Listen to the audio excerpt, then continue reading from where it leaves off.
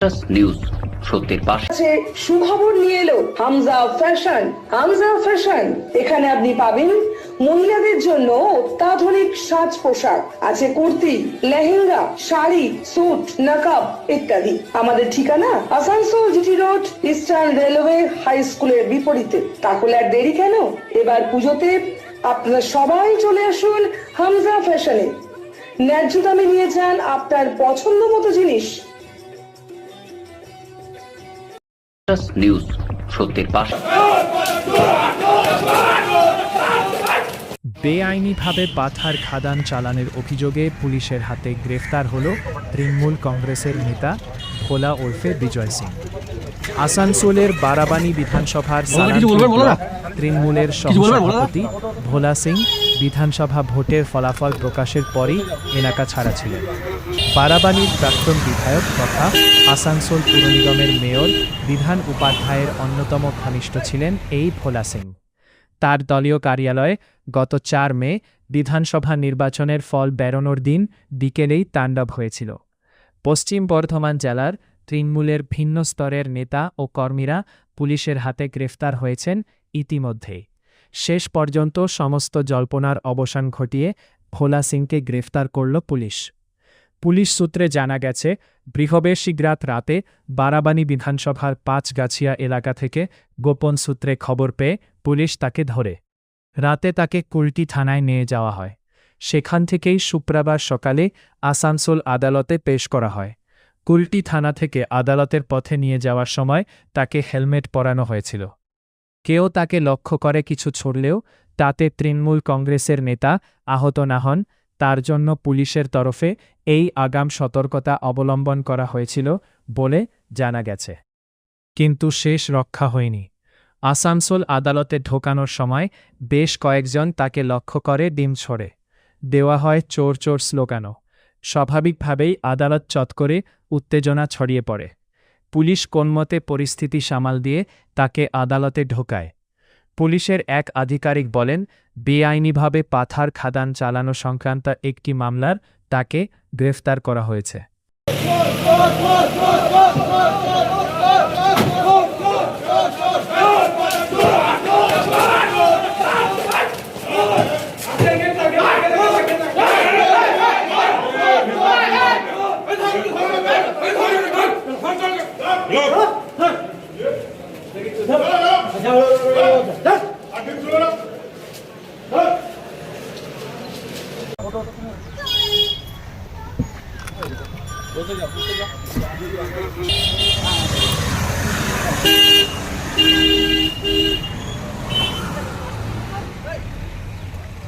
ঠিক আছে, বহুত অত্যাচারিত হয়েছি সময়ে। এখন হয়তো আমাকে অনেকে চিনতে পারবে না, কিন্তু যারা পুরনো কর্মী, আজকে ভোলা সিং তো অ্যারেস্ট হয়েছে জানি। আমি নিজেই একটা ভোটার, একটা নিজের পাসপোর্ট ভেরিফিকেশনের ডেট ছিল বলে আমি এসেছি। এখন শুনতে পেলাম যে অপরাধীরা এখন জেলে। খুশি হচ্ছে শুনে। আপনি অভিযোগ করছেন ভোলা সিং এর উপর? অবশ্যই। আমি কেমন লাগছে আজ ভোলা সিং আজকে এত আনন্দিত দাদা। আমি গঙ্গা হোটেলে খাবো, আমি ভেবেছিলাম ফুটপাতে কোনো একটা হোটেলে খাবো, কিন্তু এই খবরটা জানার পর আমি এখন গঙ্গা হোটেলে খাবো।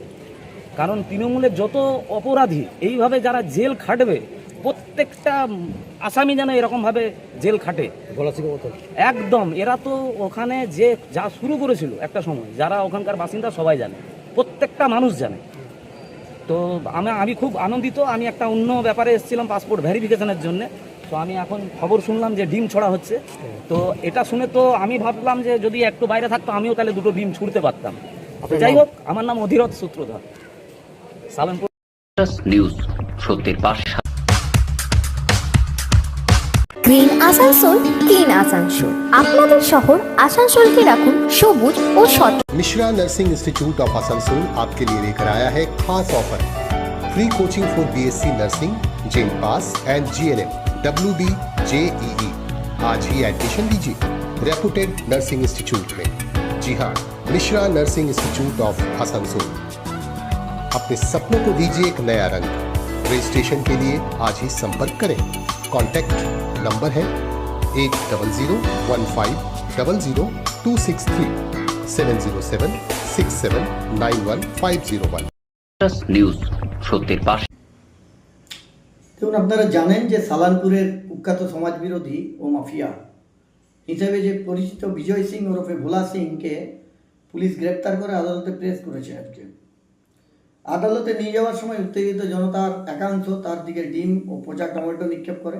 দীর্ঘদিন ধরে সাধারণ মানুষের উপর অত্যাচার, ভয়ভীতি প্রদর্শন, লাঞ্ছনা, বঞ্চনা ও সন্ত্রাসের যে অভিযোগ তার বিরুদ্ধে ছিল, সেই ক্ষোভেরই বহিঃপ্রকাশ দেখা গেছে জনতাদের মধ্যে। পরিবর্তনের পর বিজেপির পক্ষ থেকে কাউকে ঘরছাড়া করার বা কোনো রকম অত্যাচার করা এরকম কোনো রেকর্ড কেউ দেখাতে পারবে না। অন্তত এই বারাবণী আসানসোলের কোনো এলাকায় কাউকে আক্রমণ করার নির্দেশও দেওয়া হয়নি। যারা নিজেদের অতীত কর্মকাণ্ডের কারণে মানুষের ক্ষোভের মুখে পড়েছেন বা ভয়ে এলাকায় ফিরতে পারছেন না, তার দায় কিন্তু বিজেপির নয়। একদম পরিষ্কার করে বলছি, যারা নিজেদের কর্মকাণ্ডের জন্য ঘরে ফিরতে পারছেন না, তার দায় কোনো রকমে বিজেপির নয়। তারা নিজেদের দোষেই, তারা নিজে অপরাধ বোধে আজকে নিজেদের বাড়ি ফিরতে পারছেন না।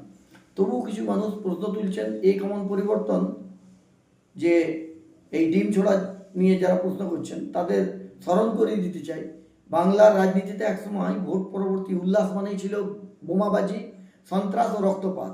আজ যদি উত্তেজিত জনতার প্রতিবাদ ডিম বা পচা টমেটো নিক্ষেপের মধ্যে সীমাবদ্ধ থাকে, তবে এটাও প্রমাণ করে যে রাজনৈতিক সংস্কৃতির পরিবর্তন অবস্থায় এসছে। আমরা আইন ও গণতন্ত্রের পথেই বিশ্বাস করি এবং অপরাধীদের বিচার আদালতেই করবে, আমরা নিজেরা কখনো করব না।